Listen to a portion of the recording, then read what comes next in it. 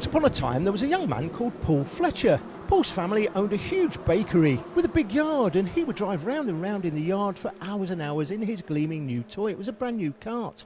He'd wish it was a kart circuit. Now for years Paul toiled away in the bakery making bread, sliced and tin loaves, and even those buns with the cheese on top that quite frankly nobody should eat because they are just wrong. After inheriting the bakery, however, Paul decided it'd be a much better idea to sell the bakery and use the money to build this. This is PF International, the greatest karting facility in the world, bar none. I know that because Paul Fletcher himself told me. This is the final round of the Stevenage Sheet Metal Super 1 British Karting Championships. And Paul, we much prefer this to a bakery.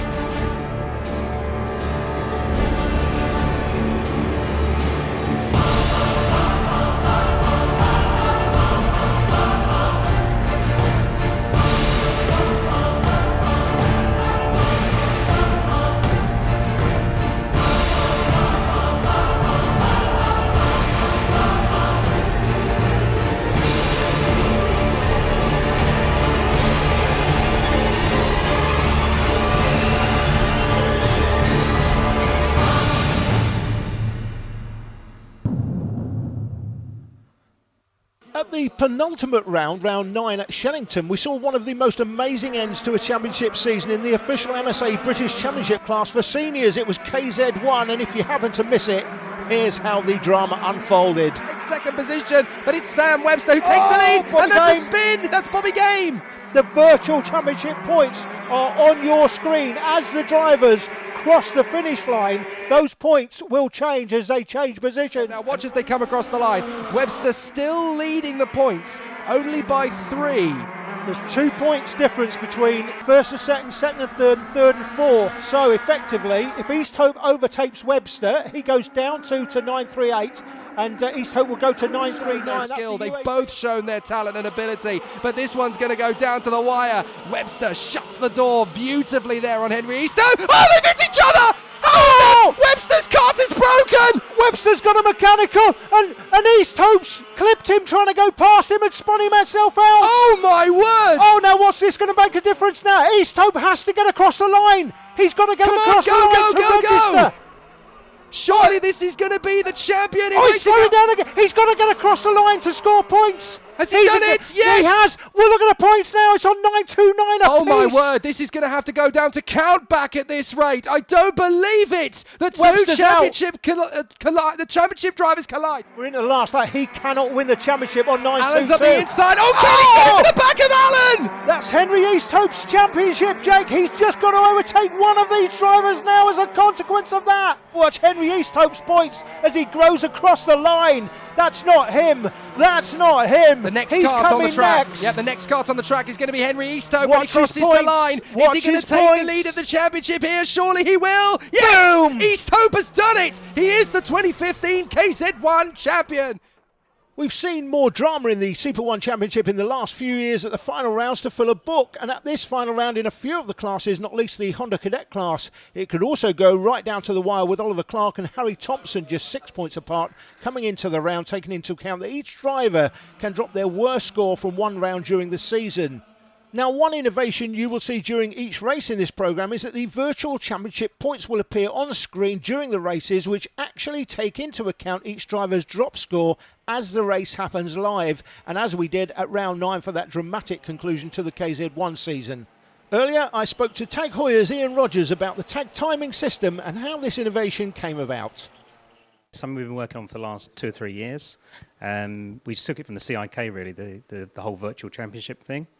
And been working on it with Super 1, and just gives that bit of extra sort of glamour, if you like, to the event, really. And we've got it on display today, not only on screen in the Super 1 truck, but also on track today on the big new scoreboard as well. That's enables all the spectators to follow it.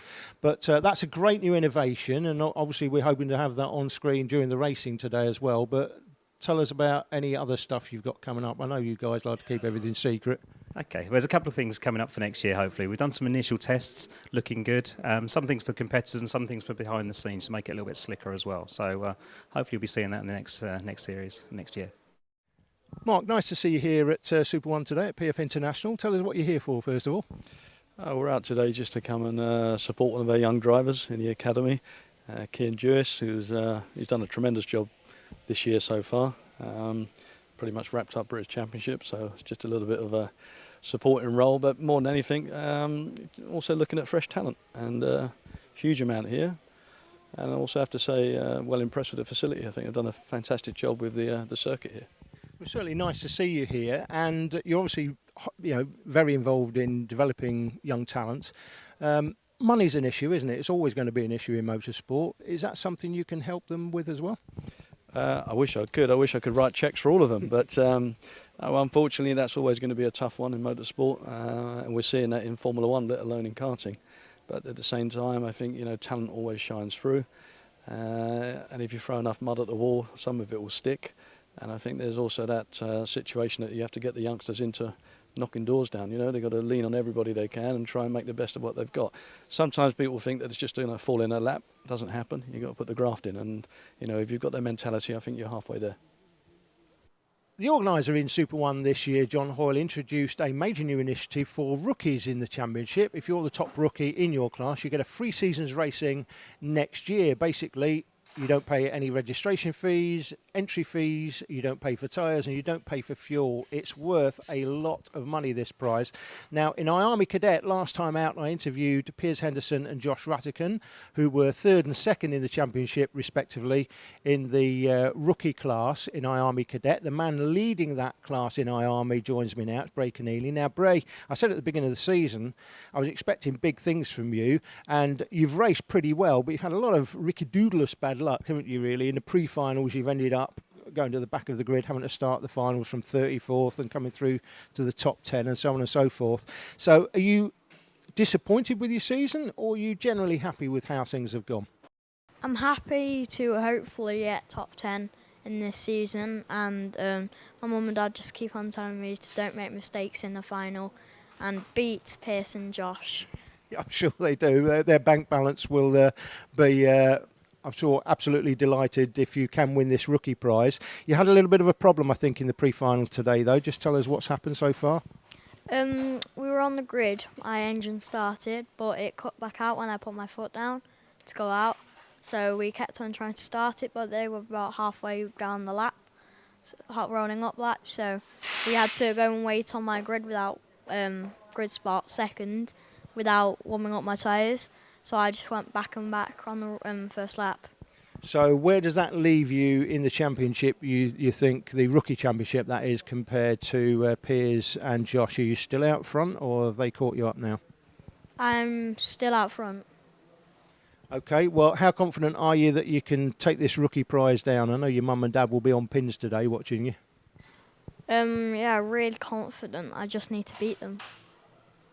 John, coming towards the end of another frantic season, 2015. Looks like we could have some good ends to the season today in some of the racing, but looking forward to 2016. When are the dates likely to be out for that? Be over the next month, really. The registrations start for 2016 at the start of November, so we've got to select what tracks we're doing, see what else is going on in England and the world, and do our dates to suit that, really. And I know you've been taking a lot of soundings over this weekend, particularly asking people what they think about the format and so on and so forth. Likelihood of any changes in the structure, the way the meetings run next year, maybe? Yeah, I think we're going to have a little change on how we do the actual race format. So, the heats, we'll probably have more heats and a final. That's the way it's looking. Just going to take the ideas that we've spoken to people, and we're going to come up with a race format shortly. Before we get underway with the racing, let's have a look at the virtual map of the track here at PF International. Start line comes into turn 1 under Litchfield Bridge, around the loop, brings you out onto the old part of the track, down to the first hairpin. Great overtaking opportunity, second inside hairpin, up to the Fullerton S's, out of the S's down to Bobby Game Corner, then the Mike Wilson complex, and that brings you out onto the start finish line. Racing will be coming at you thick and fast right after the break.